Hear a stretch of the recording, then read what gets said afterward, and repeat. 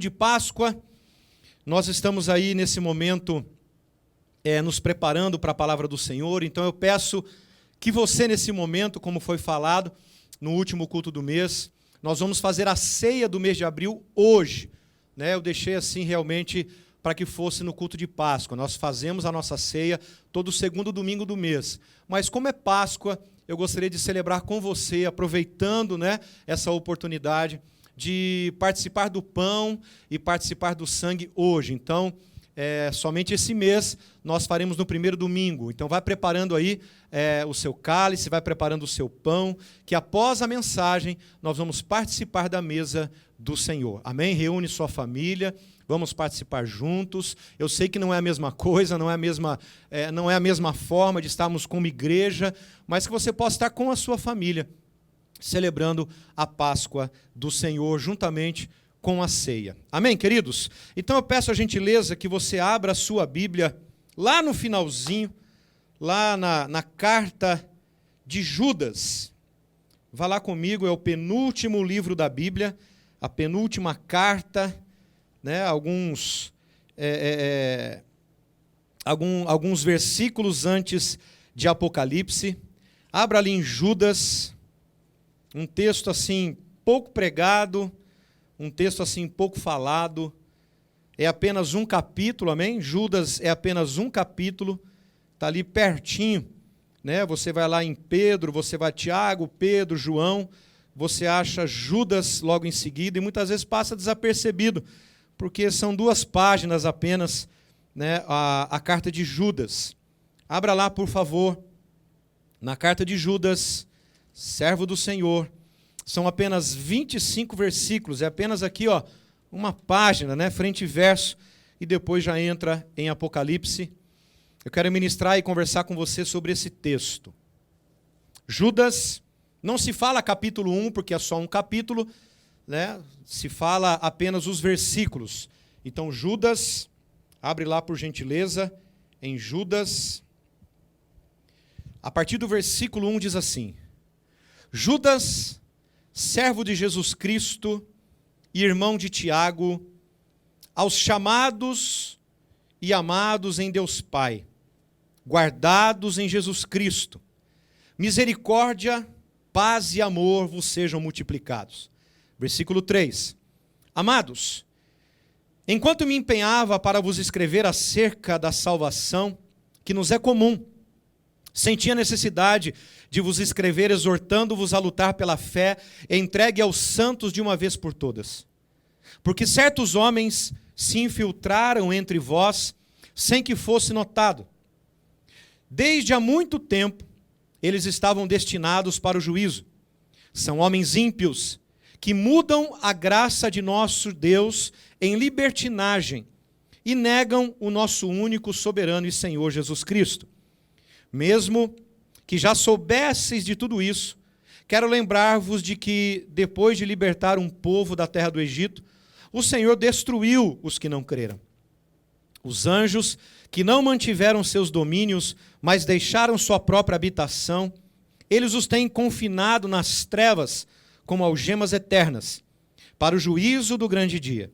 À semelhança desses anjos, Sodoma e Gomorra e as cidades circunvizinhas, que praticaram imoralidade, relações sexuais contra a natureza, foram postas como exemplo, sofrendo a pena do fogo eterno.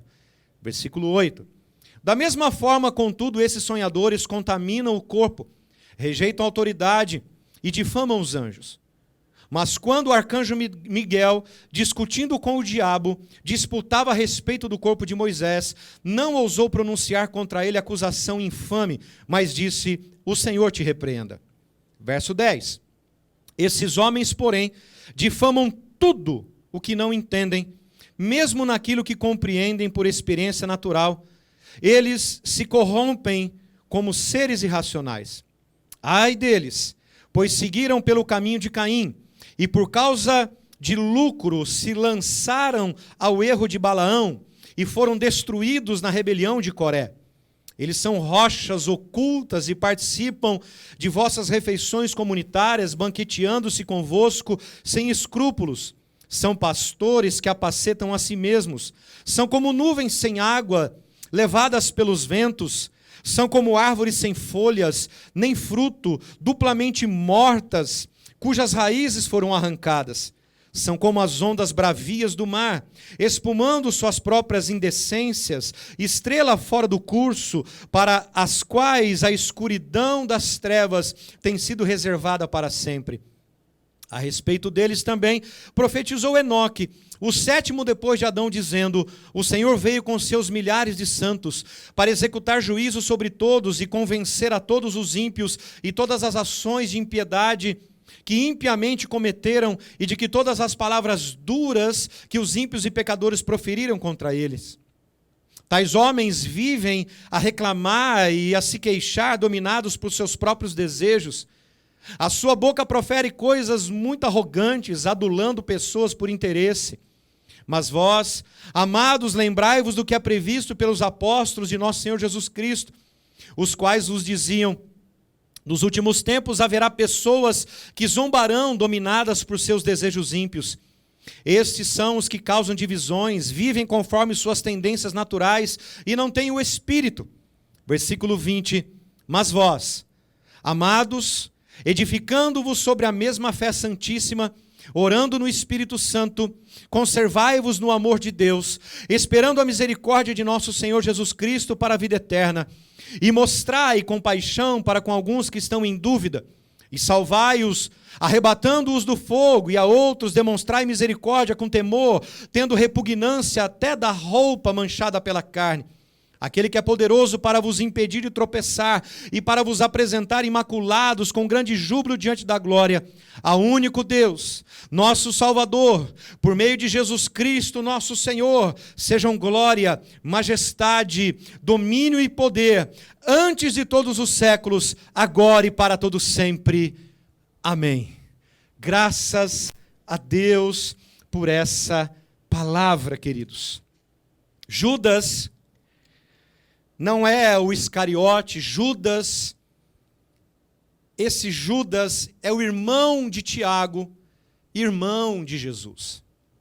Essa carta, ela é tão atual, ela é tão fidedigna àquilo que Jesus estabeleceu para a minha vida e para a sua vida nesses últimos dias.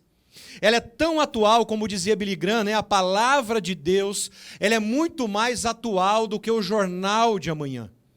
A palavra de Deus aqui, queridos, nesses apenas poucos versículos, ela traz um resumo de tudo o que está acontecendo nesses dias. Há uma primeira parte onde Judas mostra o que está acontecendo e uma segunda parte daquilo que Judas mostra que o Senhor quer que aconteça usando a minha vida e usando a sua vida para realmente ministrar e pregar as boas novas de Cristo. Mas eu acho tão lindo esse texto, essa carta de Judas, que Judas, por ser irmão de Jesus, ele não se refere como irmão de Jesus. Ele não começa a carta dizendo: olha, eu sou Judas, irmão de Jesus Cristo. Não. Você observa que Judas, ele começa essa carta dizendo: Judas, servo de Jesus Cristo, irmão de Tiago. Ele não tem essa presunção, ele não se atreve a dizer que era irmão de Jesus, apesar de ser, ele não se atreve a dizer que era irmão de Jesus, ele diz que ele era servo de Jesus, irmão de Tiago. Porque realmente aquele que entende o propósito de Cristo, não se atreve, não tem presunção, não tem petulância de dizer aquilo que é em Jesus, a não ser um servo. Apesar que Jesus ali, no Evangelho de João, nos chama de amigos, não nos chama mais de servos, mas nós, queridos, precisamos, nesses últimos tempos que antecedem a volta de nosso Senhor, nos colocarmos como servo. Servo é aquele que está escravo diante de uma vontade, está escravo diante de um desejo, está escravo diante de um propósito. É o que o Senhor espera de mim e de você nesses últimos dias, que nós nos tornemos cada vez mais servo, nos prostrando de acordo com o querer e a vontade do Senhor. Essa carta, ela foi escrita entre o século II e o século III. Você vai observar na introdução desse texto aquilo que realmente Judas queria dizer no versículo 3, ele diz: amados, enquanto me empenhava para vos escrever acerca da salvação que nos é comum, queridos, a salvação, ela precisa ser algo comum entre a igreja. E não somente comum entre a igreja, ela precisa sair das quatro paredes da igreja e se tornar comum nesses dias de hoje para o mundo em que estamos vivendo, em proclamar esta salvação. E ele está dizendo que enquanto ele se empenhava para escrever acerca da salvação, que para nós é comum, ele sentiu a necessidade de escrever, exortando a luta que ele estava vivendo. Ele se sente na obrigação, na necessidade de escrever para nos exortar à luta pela fé, entregue aos santos de uma vez por todas. Judas dá uma introdução daquilo que ele queria falar, ou daquilo que ele queria defender. E, queridos, o assunto principal da carta de Judas, não há outro assunto a não ser salvação. Esse é o assunto principal da carta de Judas. Eu vejo Judas resumindo todo o evangelho, praticamente, se eu posso dizer assim, em um único propósito, em uma única defesa: salvação. O evangelho que é pregado sem salvação não é evangelho, porque dentro do evangelho é necessário que exista salvação. Evangelho são as boas novas de Cristo para trazer salvação para todo aquele que crê nele. O assunto principal era a salvação. E a partir do versículo 4 você vai ver: porque certos homens se infiltraram entre vós. Alguns homens se infiltraram na igreja, sem que fossem notados, Judas está dizendo. Desde há muito tempo eles estavam destinados para o juízo. Agora, olha a característica desses homens, que muitas vezes estão infiltrados em nosso meio. Estão infiltrados na internet, estão infiltrados no YouTube, estão infiltrados nessas notícias que estamos ouvindo por aí. São homens ímpios, que mudaram a graça de nosso Deus em libertinagem e negam o nosso único, soberano e Senhor Jesus Cristo. Amém, amados? Há uma característica desses homens que se infiltraram no meio da igreja, homens ímpios, que o assunto desses homens não é salvação, o assunto desses homens não é cruz, o assunto desses homens não é arrependimento, o assunto desses homens não é graça, não é santidade, não é uma consagração de vida. O assunto desses homens não é a volta de Jesus, não é o arrebatamento da igreja, não é o juízo de Deus. São assuntos que distorcem a verdade, são assuntos que transformaram a graça de Deus em libertinagem. Homens que estavam distorcendo a graça, transformando aquilo que vem de Deus em outra coisa, transformando a graça de Deus em libertinagem, transformando a liberdade pela graça em liberação para pecar. Nós chamamos isso no nosso meio de hipergraça. Ou seja, eu sou salvo, há uma graça sobre mim, então eu posso pecar, eu posso fazer o que eu desejo, o que passa pela minha cabeça, porque a graça me salva. Pessoas estão pregando isso nos púlpitos, queridos, na internet, dizendo que a Bíblia tem que ser atualizada, dizendo que a Bíblia ela tem que se colocar no lugar dela, que a Bíblia não é a palavra de Deus, mas ela contém a palavra de Deus. Você sabe o que Judas está combatendo? Algo chamado gnosticismo.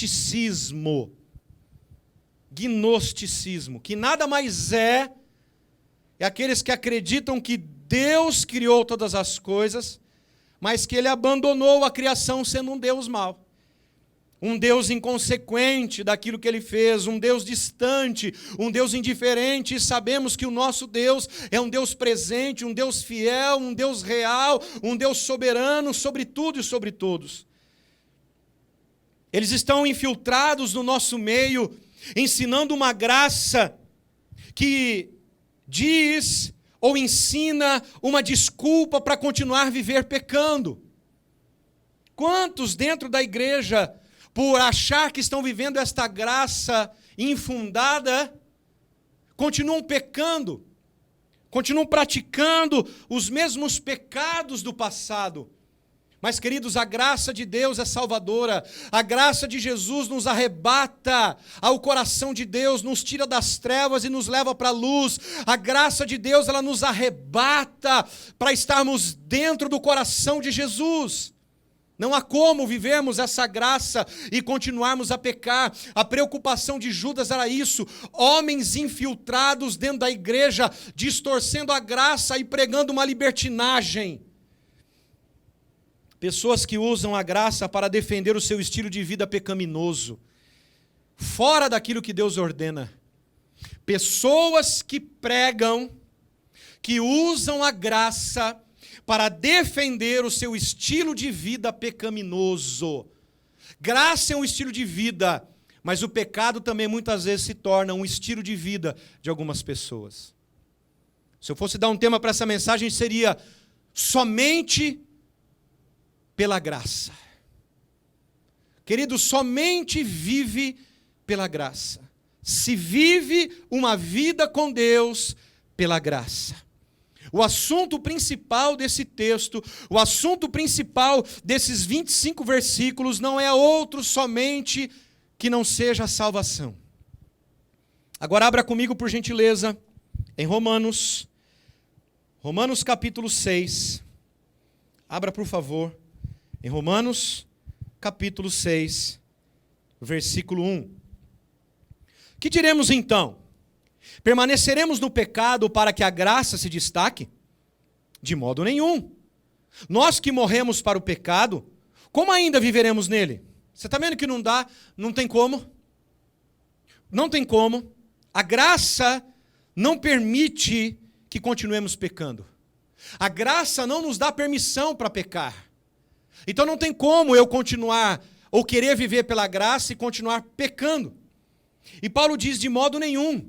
Nós que morremos para o pecado, como ainda viveremos nele? Ou ignorais que todos nós que fomos batizados em Cristo Jesus, fomos batizados na sua morte? Portanto, fomos sepultados com ele na morte pelo batismo, para que, como Cristo foi ressuscitado entre os mortos, pela glória do Pai, assim andemos nós também em novidade de vida. Só se anda em novidade de vida quem vive uma vida pela graça. Alguém me dá um amém aí, por favor. Judas está defendendo, dentro dessa carta, o senhorio de Jesus. Por isso que ele começa a carta dizendo que ele é um servo de Jesus. Ele não tem a petulância, a presunção de dizer que é um irmão, porque ele está defendendo o senhorio de Cristo. Ele está defendendo o senhorio de Jesus. E por defender o senhorio de Jesus, ele se coloca como um servo. Só defende o senhorio de Jesus quando nos colocamos como servo. Olha o versículo 5 a 7, por favor, de Judas. Mesmo que já soubesseis de tudo isso, quero lembrar-vos de que, depois de libertar um povo da terra do Egito, o Senhor destruiu os que não creram. Olha isso. Os anjos que não mantiveram seus domínios, mas deixaram sua própria habitação. Ele nos tem confinado nas trevas em algemas. Ele os tem confinado nas trevas, em algemas eternas, para o juízo do grande dia. À semelhança desses anjos, Sodoma e Gomorra e as cidades circunvizinhas que praticaram imoralidade e relações sexuais contra a natureza foram postas como exemplo, sofrendo a pena do fogo eterno.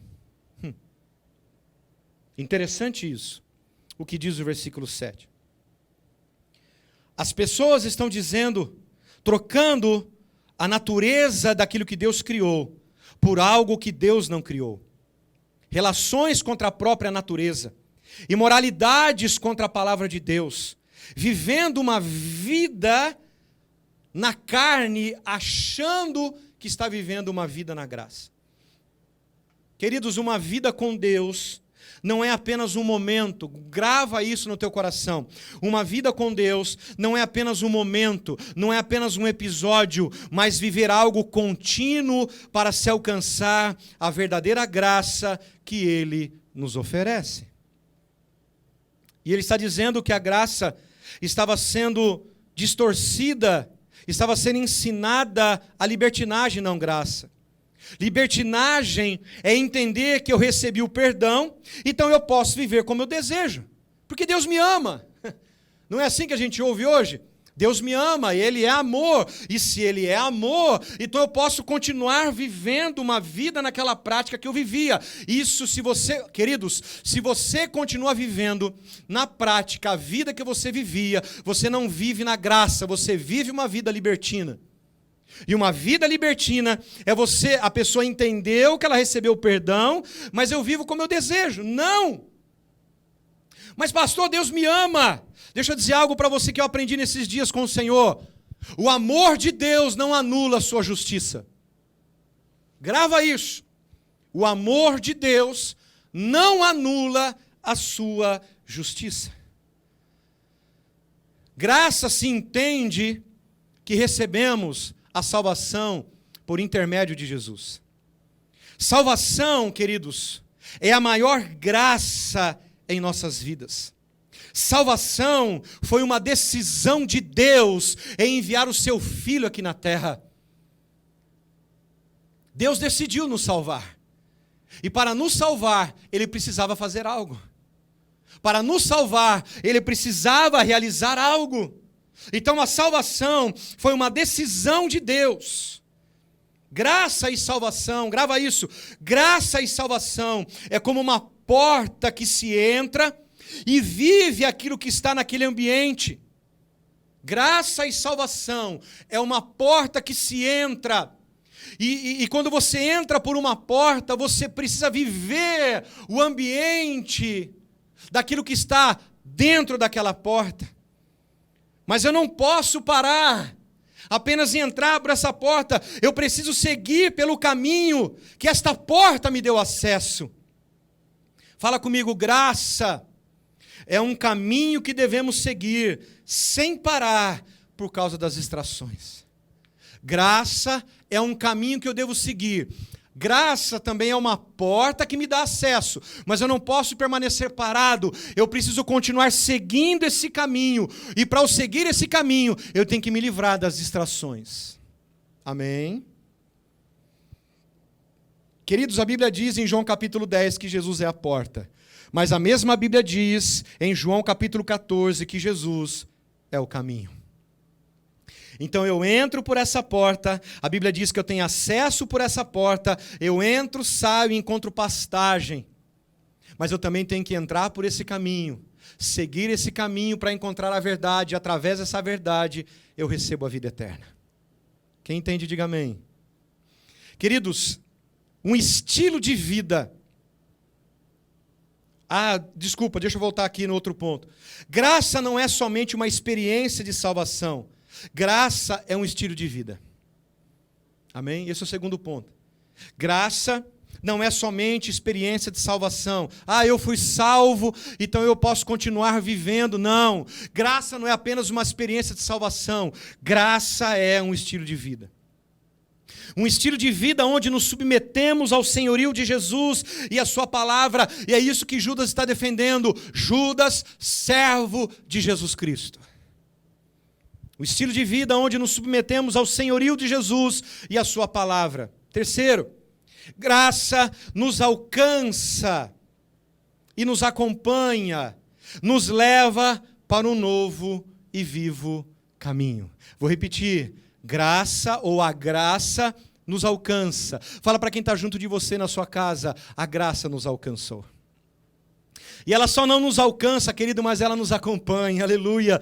Nos leva para um novo e vivo caminho. Outro ponto, a graça tem a ver com santidade. Eu dependo dela para ser santo. Eu não consigo ser santo se não for por intermédio da graça. Salvação, graça, santidade. Você está vendo isso? A graça, ela tem a ver com santidade, eu dependo dela para ser santo, é a capacitação de Deus para obedecer a Deus.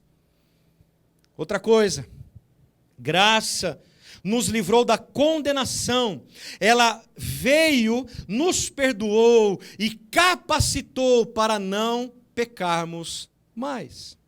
Graça nos livrou da condenação, sim. Ela veio e nos perdoou, sim.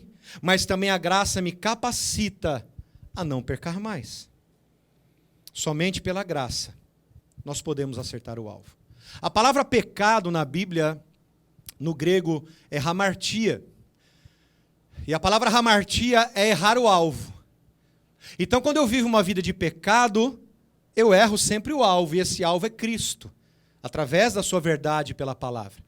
Mas quando eu vivo somente pela graça, eu acerto o alvo.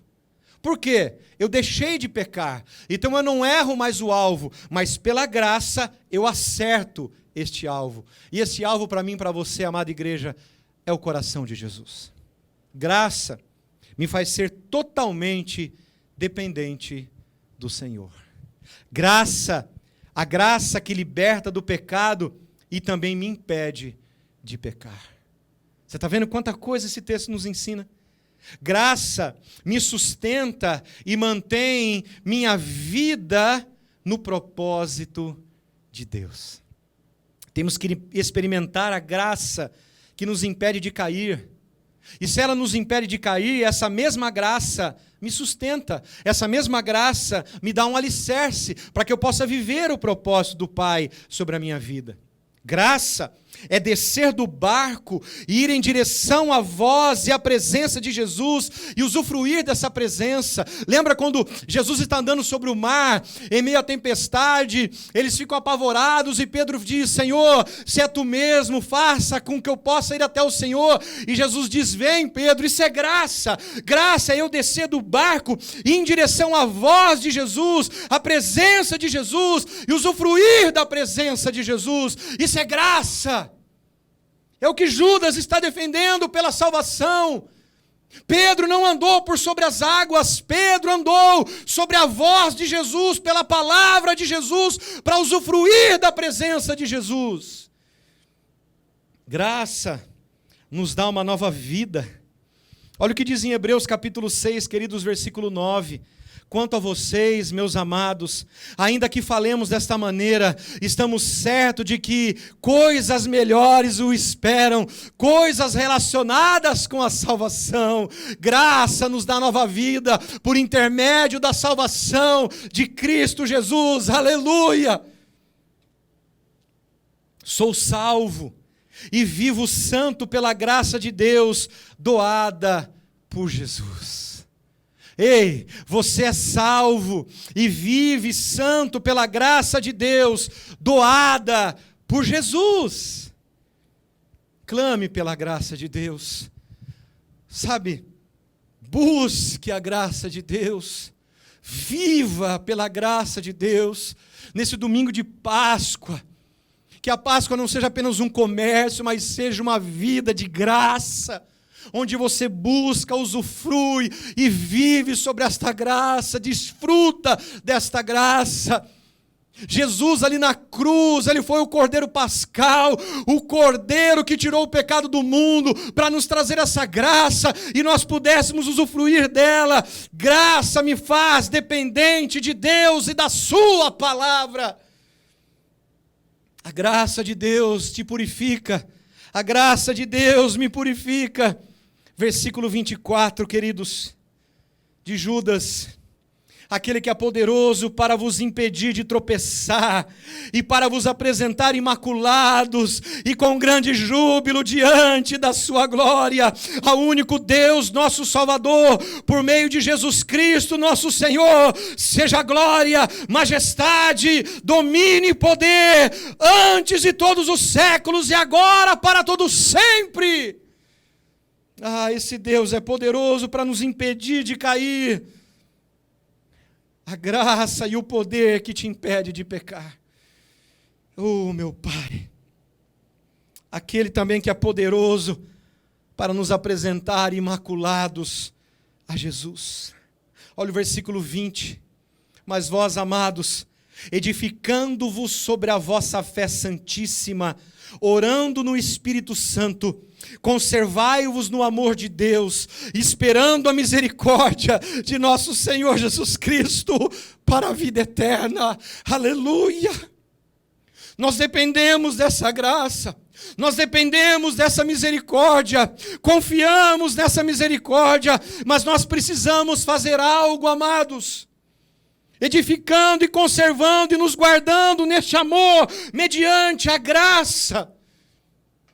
A graça é uma ação conjunta.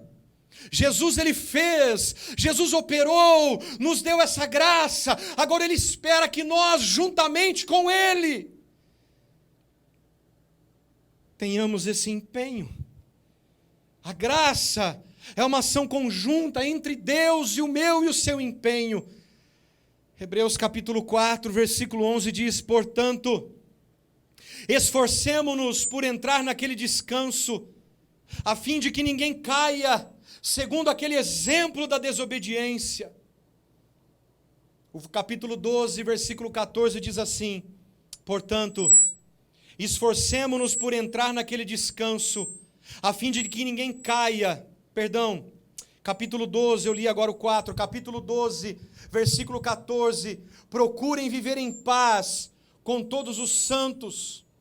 Procurem viver em paz com todos, e busquem a santificação, sem a qual ninguém verá o Senhor. Procurem viver em paz com todos. Busquem a santificação, sem a qual ninguém verá o Senhor. Tem uma tradução que diz: sigam em viver em paz. A palavra seguir é movimento. A palavra seguir é força. Amém, queridos? Ele vai nos santificar, mas ele nos convida a ter empenho nesse processo. Santificação é processo. Não depende mais de Deus, depende agora do nosso empenho em uma ação conjunta com a palavra do Senhor. Há uma presença que nos ajuda, há uma presença que nos fortalece no processo dessa caminhada. Usufrua, queridos, desfrute desta graça. João 14, verso 6 diz: eu sou o caminho, a verdade e a vida, e ninguém vem ao Pai, senão por mim. Somos livres. Agora, o que estamos fazendo com essa liberdade? Nos esforçamos, nos empenhamos, mas é Ele quem nos santifica. Eu quero encerrar com você, para irmos para a ceia. Essa palavra tem duas funções. Primeira, te incomodar. Duas funções que essa palavra nos traz. Primeiro, trazer incômodo. Segundo, te provocar. Aliás, a primeira coisa que essa palavra tem como função, te incomodar e te provocar. Porque, queridos, pessoas estão acomodadas em seus pecados. Pessoas estão acomodadas na sua alma.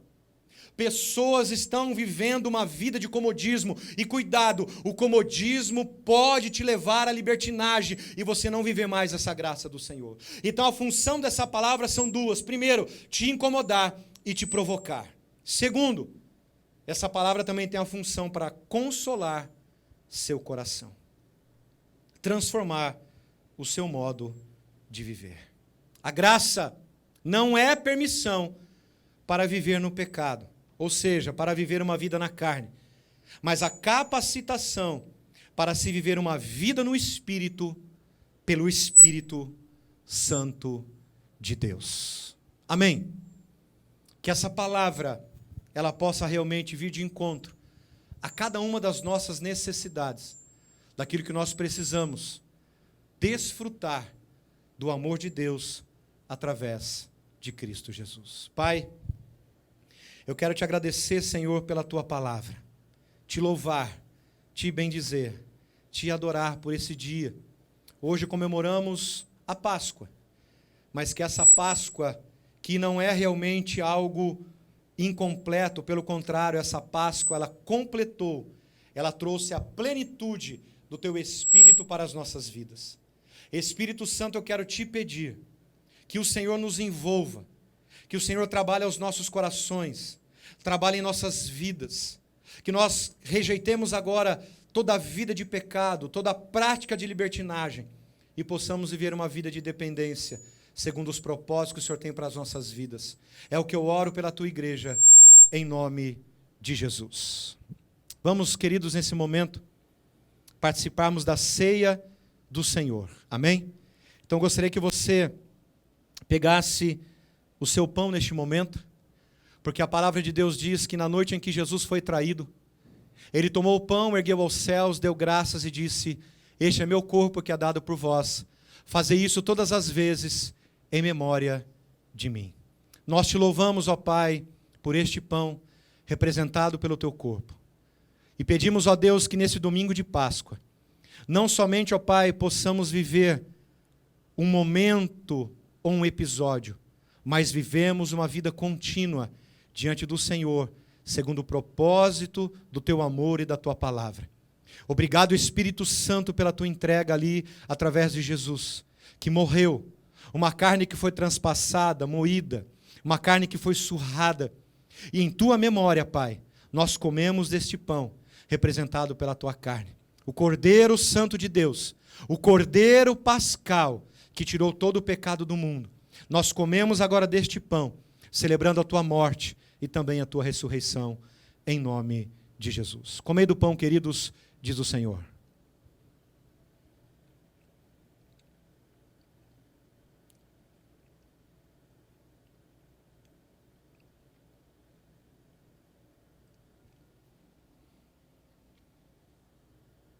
Amém, queridos, e após haver ceado, o Senhor tomou o cálice, ergueu aos céus, deu graças e disse: esse cálice é o cálice da nova e eterna aliança no meu sangue. Fazei isso todas as vezes que o beberdes em memória de mim. Nós queremos te louvar, queremos bendizer o teu nome, queremos adorar a tua santa presença. Obrigado, Espírito Santo, pelo teu sangue através de Jesus derramado na cruz. Um sangue que nos purifica, o sangue que nos perdoa, um sangue que realmente removeu todos os nossos pecados. Fazemos em tua memória nesse domingo, crendo que o Senhor nos livrou da morte, o Senhor nos livrou do inferno e nos levou para realmente um reino de luz, de justiça, de poder e de graça. Nós queremos te bendizer. Nós queremos te louvar nesse momento, em nome de Jesus. Bebei do cálice, queridos, em nome de Jesus.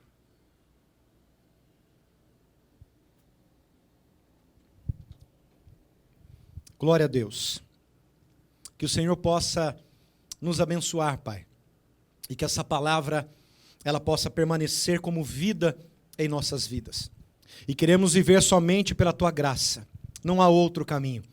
Somente a graça do Senhor. Amados, nós queremos te agradecer através de Jesus pela sua palavra. Obrigado por você sempre estar presente, por você sempre estar aqui conectado, que você possa viver debaixo dessa graça, debaixo deste amor, debaixo da direção do Senhor Jesus. Que essa palavra possa ser compartilhada, para que não somente a salvação exerça princípios em nós, mas exerça também esta graça salvífica na vida de todos aqueles que estão à sua volta. Que o Senhor te abençoe e te guarde. Que o Senhor levante o rosto sobre ti e tenha misericórdia de ti e te dê paz.